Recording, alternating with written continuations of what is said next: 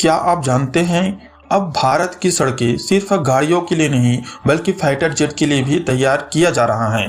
राजस्थान के बाड़मेर जिले में बना NH national highway 925A emergency landing facility के लिए यूज किया गया था। ये भारत का पहला आधिकारिक हाईवे रनवे है। यहाँ लगभग 3.5 किलोमीटर लंबा स्ट्रेच है, जिसे खासतौर पर फाइटर जेट की लैंडिंग और टेकअप के लिए डिजाइन किया गया है। सबसे बड़ी बात यह है कि यहाँ जो है वो पाकिस्तान सीमा से लगभग 40 किलोमीटर की दूरी पर स्थित है। यानी अगर युद्ध की स्थिति बने और एयरबेस को अगर नुकसान पहुंचा दिया गया तो भारतीय वायुसेना सीधे हाईवे से ऑपरेशन जारी रख सकती है। सिर्फ राजस्थान में ही नहीं बल्कि असम के नेशनल हाईवे 2 मोरन सेक्शन पर भी लगभग 2.7 किलोमीटर लंबी एयर स्ट्रिप बनाई गई है। यह क्षेत्र चीन सीमा यानी अरुणाचल सेक्टर के काफी करीब है।